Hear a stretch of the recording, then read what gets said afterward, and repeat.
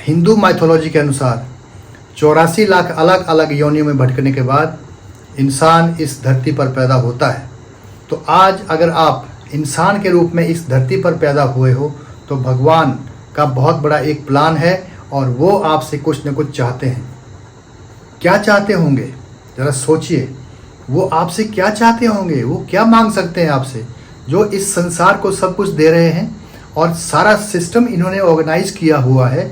पूरा ब्रह्मांड की बात करें तो ये सारा उस भगवान की, उस प्रकृति की देन है जो सिस्टम ऑटोमेटिकली अपने आप चले जा रहा है। क्या मांग सकता है?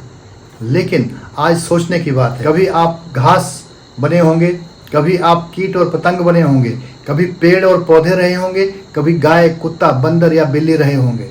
सोचिए कितने सारे लाइफ फॉर्म्स हैं और वहाँ से सभी फॉर्म में पैदा होने के बाद अगर आज हम मनुष्य के रूप में यहाँ पर धरती पर आए हैं तो ये सबसे बड़ा वरदान है। लेकिन हम अपने आप को मनुष्य के रूप में कितना जान पाते हैं, अपने इस शरीर को कितना जान पाते हैं, हमारे इस शरीर का जो ब्रह्मांड से कनेक्टिविटी है, जो जुड़ाव है, उसको कितना जान पाते हैं। आज मैं आपके सामने इस वीडियो के माध्यम से कुछ ऐसी भगवान द्वारा दी गई ब्लेसिंग्स के बारे में बात करना चाहता हूं जो हम नॉर्मली पूरे जीवन में नोटिस नहीं करते हैं और उनको एंजॉय किए बिना या उनका ध्यान किए बिना ही इस संसार से चले जाते हैं। कितनी बुरी बात है कि हमारा पूरी उम्र उन ब्लेसिंग्स की तरफ ध्यान नहीं जाता, उनका थैंक्स भी नहीं करते और हम कभी भी उनके प्रति ग्रेटिट्यूड शो नहीं कर पाते हैं। सबसे पहली ब्लेसिंग क्या हो सकती है? मैं सबसे पहली जो ब्लेसिंग है उसके बारे में आपको बताना चाहता हूँ। आपका जीवन, आपका शरीर एक बहुत बड़ी ब्लेसिंग जो भगवान ने हमें दी है। लेकिन क्या हम उस भगवान के, उस अदृश्य शक्ति के प्रति अपना आभार व्यक्त करते हैं? नहीं। हम कभी भी इस तरफ ध्यान नहीं देते कि हमारा जो शरीर है ये कितने सारे डिफरेंट पार्ट्स से बना हुआ है और किस प्रकार से भगवान ने इतनी बड़ी इंजीनियरिंग करके इस पूरे सिस्टम को बनाया हुआ है। मैं आपके सामने खड़ा हूँ, ये शरीर खड़ा है और ये मशीनरी जैसी लगती है जो मशीनरी के रूप में काम करता है। जो हमारा शरीर है, इनके अलग अलग पार्ट के बारे में थोड़ा सा मैं व्याख्यान आपके सामने करना चाहता हूँ ताकि आपको मालूम रहे और आप उस अदृश्य शक्ति, उस प्रभु के प्रति आभार व्यक्त कर सकें, हमेशा आभारी रहें। हमारा शरीर स्वयं एक बहुत बड़ी ब्लेसिंग है। देखिए ये कितनी बड़ी मशीनरी है, इसमें किस तरह के सिस्टम फिट किए हुए हैं, किस तरह के सिस्टम जो है इसमें लगे हुए हैं। कोई भी बड़ा से बड़ा इंजीनियर इस सिस्टम को नहीं बना सकता और आज तक साइंस भी इस क्षेत्र में फेल हुई है और इस बॉडी के रहस्य को नहीं जान पाई है कि किस प्रकार से ये काम करता है और किस प्रकार से ये एक सीक्वेंस में अरेंज्ड है, किस प्रकार से इनके अंदर और माइन्यूट जो सिस्टम लगे हुए हैं कैसे वो एक इकट्ठे फंक्शन करते हैं और हमारी बॉडी को एक आकार देते हैं और सारा सिस्टम जो है अपने आप में काम करता है। सोचिए ये कितनी बड़ी ब्लेसिंग है। लेकिन हम लोगों को क्या ये याद रहता है? क्या हम ये फील कर पाते हैं? क्या हम ये जान पाते हैं कि हमारे अंदर ये अलग अलग पार्ट किस प्रकार से काम करते हैं और उस भगवान के प्रति आभार व्यक्त करते हैं जिन्होंने ये सारा सिस्टम अरेंज करके ऑर्गेनाइज किया हुआ। अगर हम बॉडी सिस्टम की बात करें तो इस बॉडी के अंदर अलग अलग सिस्टम बनाए हुए हैं। जैसे डाइजेस्टिव सिस्टम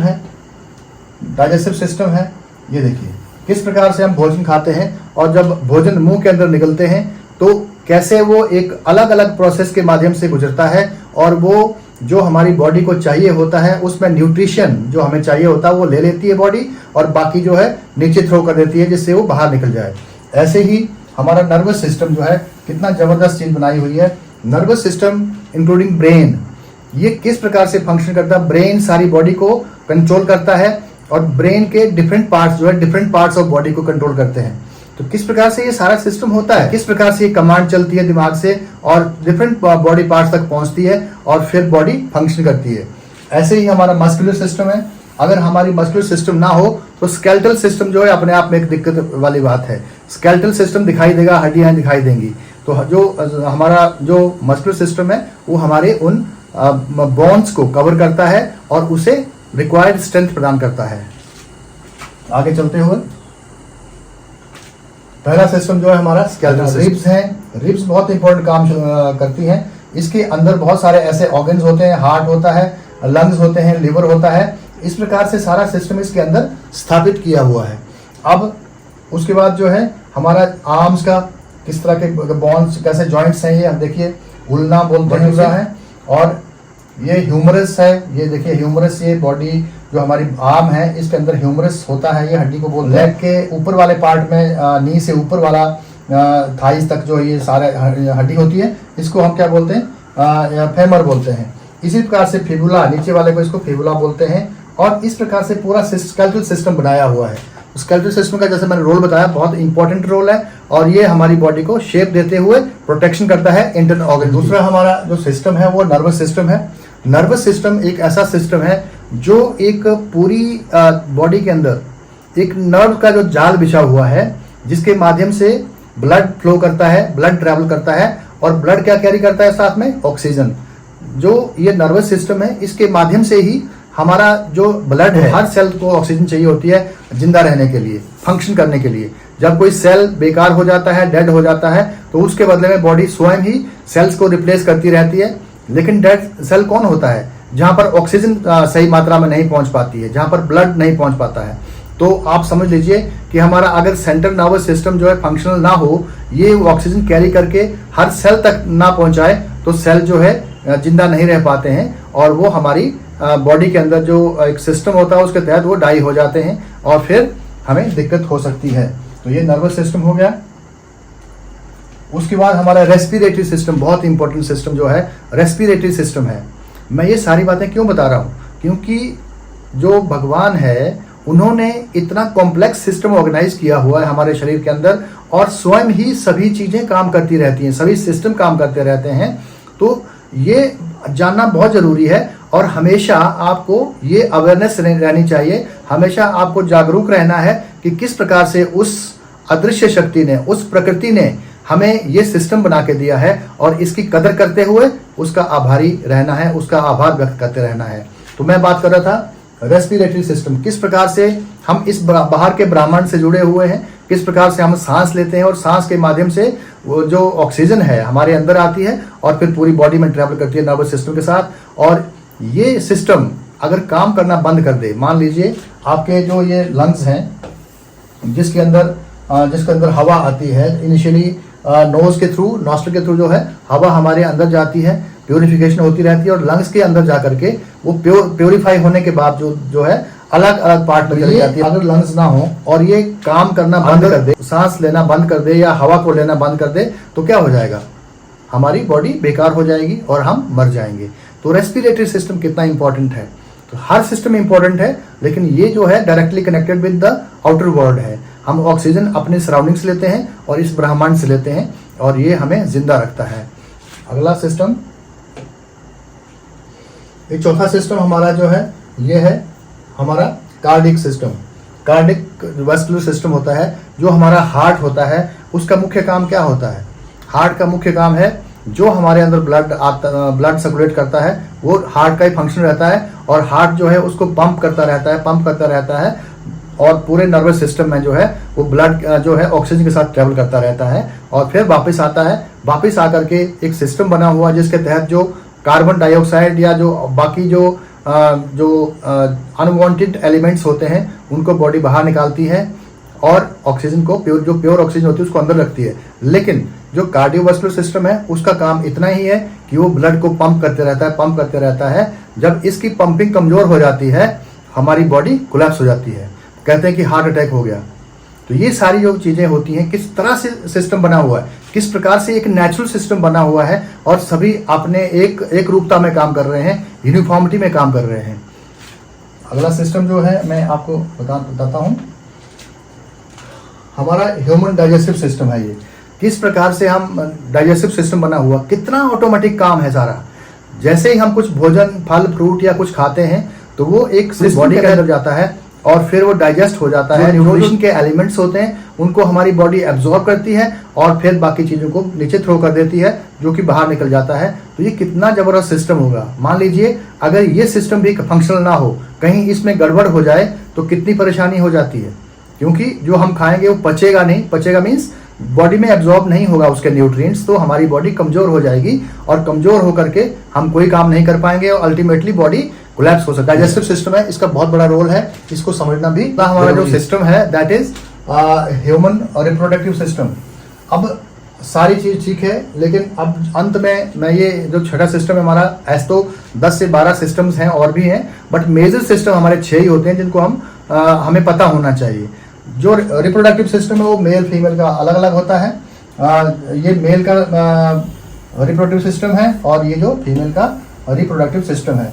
ये किस प्रकार से काम करता है, किस प्रकार से इस धरती पे कोई भी पशु है, पक्षी है, प्राणी है, चाहे वो पेड़ पौधे हैं, चाहे ह्यूमन बीइंग है, रिप्रोडक्टिव सिस्टम उनका बना हुआ है ताकि वो अपनी जनरेशन को आगे से आगे बढ़ा पाए और खुद की तरह स्पीशीज जो है, खुद की तरह जो प्राणी है उसको आगे बढ़ा पाए। क्रिएट किया हुआ है और ये दुनिया चली जा रही है और आगे से आगे सभी प्रजातियों की उन्नति हो रही है और एवोल्यूशन हो रहा है। तो ये इस प्रकार से कुछ सिस्टम हमारे, ये बहुत इंपॉर्टेंट है हमारे लिए और हमें ये समझना पड़ेगा, थोड़ी सी अवेयरनेस इसके बारे में रखना जरूरी है। एक रिदम में, इक्विलिब्रियम में सारा सिस्टम फंक्शन कर रहा है और हम जिंदा हैं, हम हंस खेल रहे हैं, हम दुनिया में यहाँ वहाँ घूम रहे हैं, मस्ती कर रहे हैं, लेकिन उसके प्रति आभारी नहीं है। मेरा सबसे बड़ा इशू है कि हम अपने सिस्टम के बारे में अवेयर रहें और उस भगवान के प्रति आभारी रहें। थोड़ी देर आंखें बंद करें, आंखें बंद करके उसका थैंक्स करें कि मेरे सारे सिस्टम जो है प्रॉपरली फंक्शन कर रहे हैं। हे भगवान, तेरा लाख लाख शुक्र है, मेरा सारा सिस्टम ठीक है, कहीं दिक्कत नहीं आ रही है। अगर दिक्कत आती थोड़ी सी भी इन सिस्टम्स के अंदर, तो आपने देखा होगा कि हॉस्पिटल कैसे भरे पड़े हैं।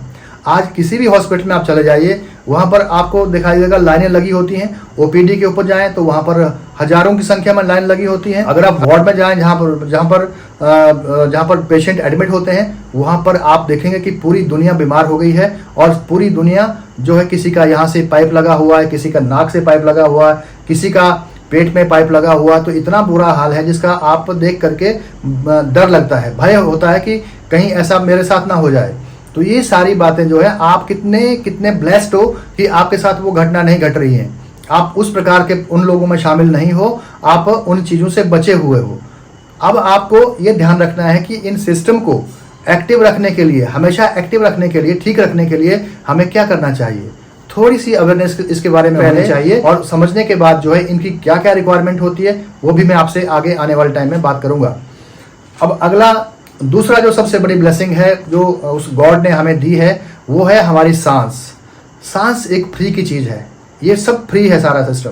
लेकिन समस्या यही है कि हम फ्री जो मिलता है, भगवान ने, उस गॉड ने, उस परमात्मा ने हमें दिया हुआ है, सब फ्री में दिया हुआ है, लेकिन उसकी कदर नहीं करते हम, उसके बारे में सचेत नहीं रहते हैं।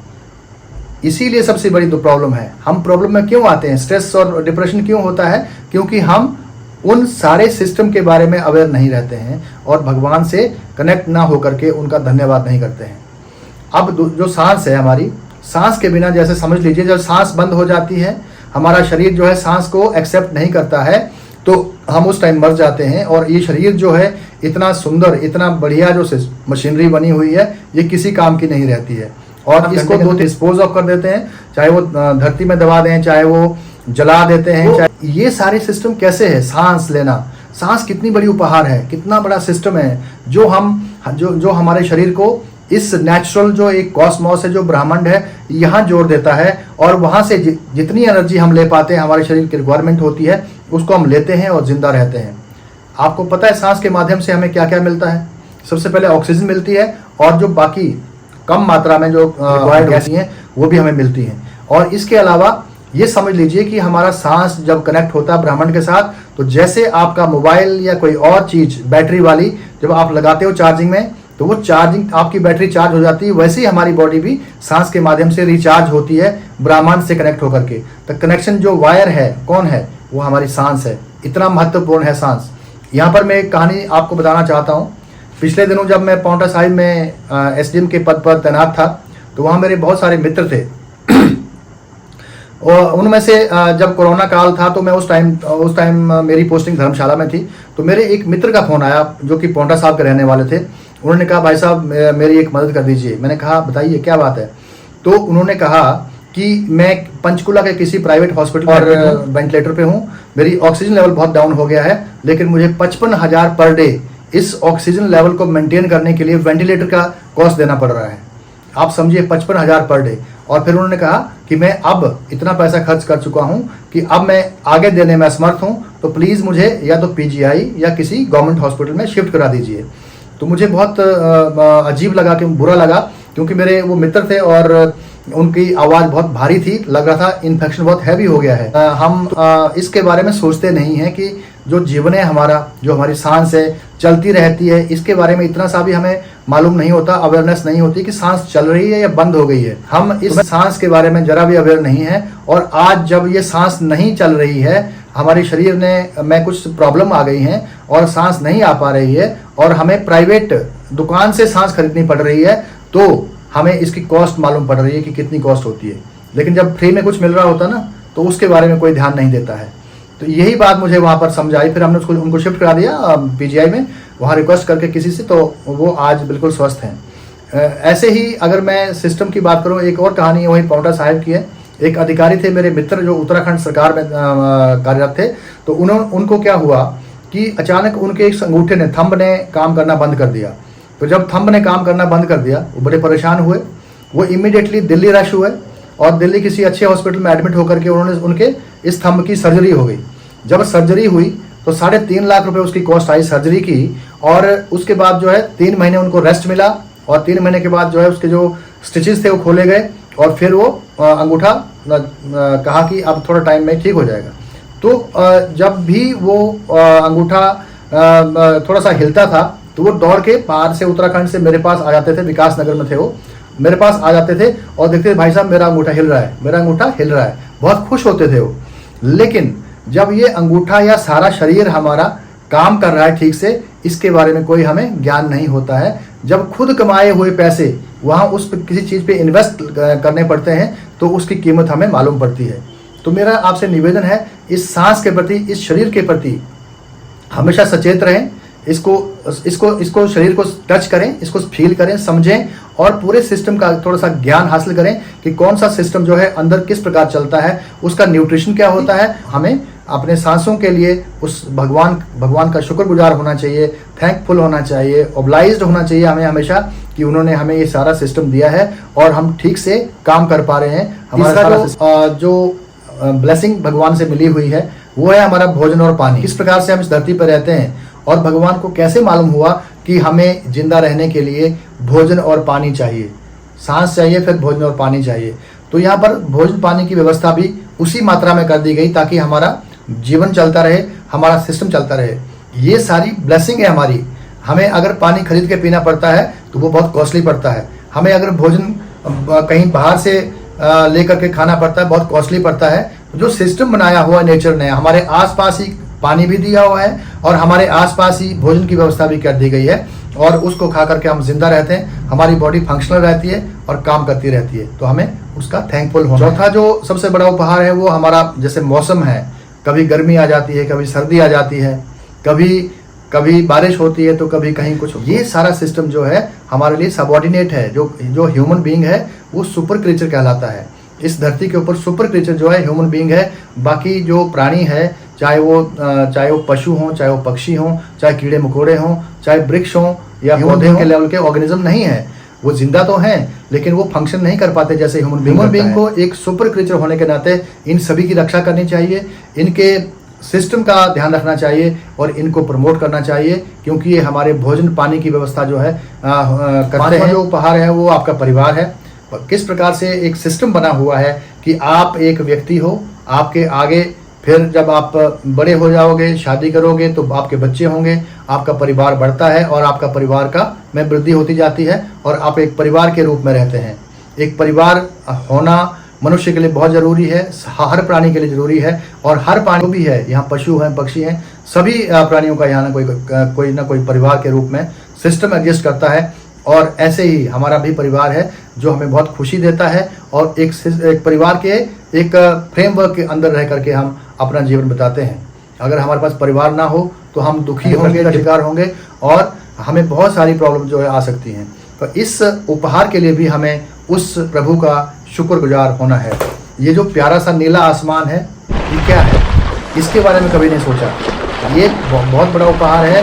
और इसके अंदर कितनी गैलेक्सीज हैं कोई पता नहीं है, कितने प्लैनेट्स हैं, कितना क्या है किसी को मालूम नहीं। इस प्रकार से व्यवस्था है कि हम इसी के अंदर एनर्जी हमारी क्रिएट होती रहती है, हम उसको एब्जॉर्ब करके हम अपने अंदर लेते हैं और फिर हम जिंदा रहते हैं और एक अच्छी लाइफ प्रयास करते हैं। लेकिन तब तक अच्छा नहीं होगा जब तक हम इस पूरे सिस्टम को समझ कर, जब तक हम उसके ग्रेटफुल नहीं होते, तब तक ये जीवन जो है कभी ना कभी कहीं ना कहीं डिप्रेशन का शिकार हो जाएगा। हम दुखी होंगे, हम परेशान होंगे और फिर एक जीवन जो है एक अच्छा जीवन नहीं कहलाएगा, क्योंकि जीवन एक बार है और बहुत शॉर्ट है, ये बार बार मिलने वाली चीज़ नहीं है। और कहते हैं कि 84 लाख योनियों के बाद जो है हमें मनुष्य का जीवन मिलता है। 84 लाख अलग अलग जीवन में हम जीने के रूप में यहाँ पर धरती पे आते हैं। तो हमें किस प्रकार से बिहेव करना चाहिए, उस सुपर क्रिएचर बनकर दिखाना पड़ेगा कि हम इस धरती के ऊपर बाकी प्राणियों के लिए और बाकी अपने फेलोज के प्रति किस तरह से कंट्रीब्यूट करना चाहिए, किस प्रकार से योगदान देना चाहिए और इस धरती को और सुंदर और अच्छा बना करके यहाँ से वापस जाना है। तो आज के ये जो 6 द्वारा दिए गए अननोटिस जो ब्लेसिंग्स हैं, इनको हमें ध्यान रखना है, हमेशा उस गॉड का थैंकफुल होना है और इन चीज़ों को हमेशा समझना है। मेरी सांस चल रही है, मेरा जीवन बहुत बढ़िया है, मेरे अंदर जो सिस्टम सेटअप हुए हैं वो सभी फंक्शनल है, उनकी क्या नीड रहती है, हमें क्या खाना चाहिए क्या नहीं खाना चाहिए, ताकि वो सिस्टम फंक्शनल रहे हमेशा। तो ये सारी बात देख करके हमें उस गॉड के प्रति धन्यवाद करना है, उसका हमेशा आभारी रहना है, अगर हमें डिप्रेशन से बचना है, दुख और पीड़ा से बचना है। क्योंकि आज इंसान इतना डिप्रेशन में चला गया है कि वो समझता है कि सारे दुख भगवान ने मुझे दिए हैं, मेरे पास कुछ भी नहीं दिया है, मुझे गरीब बना दिया, मेरा दिमाग काम नहीं करता, जितनी दुनिया की सारी दुख दर्द है सारा मुझे दे दिया है और मेरा भाग्य अच्छा नहीं लिखा। ये सारी बातें एक आम इंसान करता रहता है और फिर कोई बाबा या फकीर की शरण में जाता है और वहाँ भी वो परेशान ही होता है। तो क्यों ना इस सिस्टम को समझें और उसका थैंकफुल बने। इसी में सबसे बड़ी भलाई है, इसी में सबसे बड़ा, इस ग्रेटिट्यूड में ही सबसे बड़ा एक उपहार है और एक बहुत बड़ी भलाई और हमारा एक भला छुपा हुआ है। इसको करते करते हमें इस जीवन को व्यतीत करना है ताकि हम एक उत्तम जीवन जी करके इस प्लैनेट से, इस ग्रह से वापस जाएं। इस वीडियो के माध्यम से आपको एक अच्छा मैसेज मिलेगा, आप समझ पाओगे कि हम जो हमारी पूरी की पूरी क्रिएशन है, हमारा शरीर, हमारी सांसें, हमारा परिवार, हमारा भोजन पानी, हमारा ये जो अलग अलग ऋतुएं होती हैं, मौसम है, एक नीला आसमान हमारे सिर पे एक छत के रूप में विराजमान है जिसके अंदर अथाह शक्तियाँ मौजूद हैं, उन सब के लिए थैंकफुल होना है और इनको समझना है। Thank you so much for being with me and I believe that this video is going to be very helpful to you all, and in the coming times I'm coming with more useful and valuable content. Thank you so much. Jai Hind, Bande Mataram.